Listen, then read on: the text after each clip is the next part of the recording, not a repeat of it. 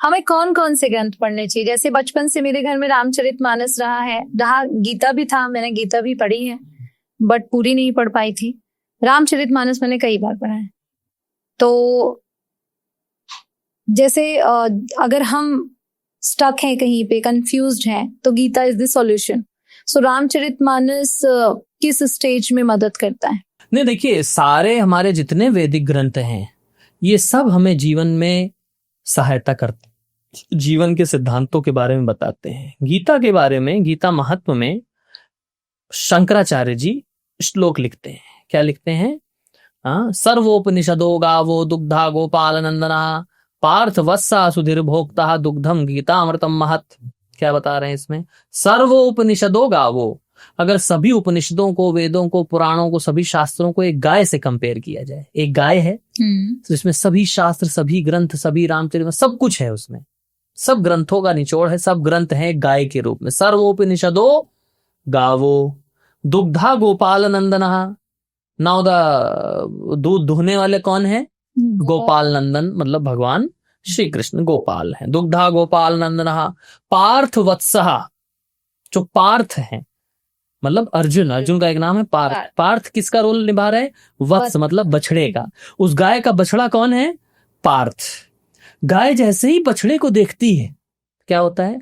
Automatic दूध देना शुरू कर देती है कि नहीं? तो इंजेक्शन वाला होता है, उसकी बात ऑटोमेटिक वाली बात हो रही है।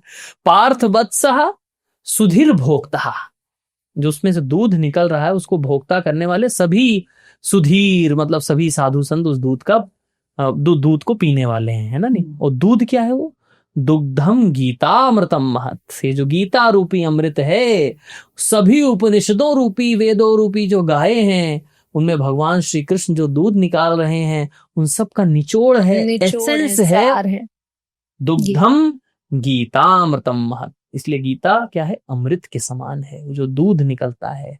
और वो दूध कब निकलता है? जब सामने वत्स पार्थ होते हैं, बछड़ा पार्थ होते हैं, और जब कृष्ण उसको दूह रहे हैं। तो कृष्ण और अर्जुन के बीच का संवाद, ये भगवत गीता उस अमृत के समान है जो सभी उपनिषदों का एक निचोड़ है, निष्कर्ष है।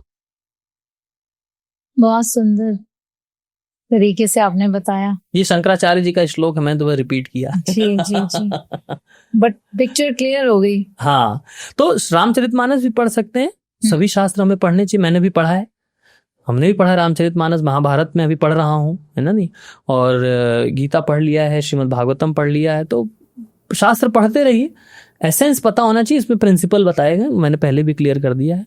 तो प्रिंसिपल जीवन के भगवत गीता में से क्लियर हो जाते हैं।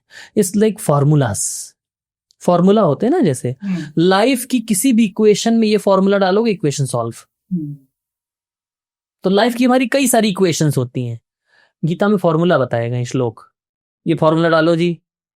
हाँ प्रभु जी, ये फॉर्मूला, देखो इक्वेशन सॉल्व हो रही है। हाँ प्रभु जी, अरे भाई इक्वेशन तो सॉल्व हो गई। तो 700 श्लोक से 700 फॉर्मूला। यस, 700 फॉर्मूलाज हैं, और वो पूरी जिंदगी का फॉर्मूला।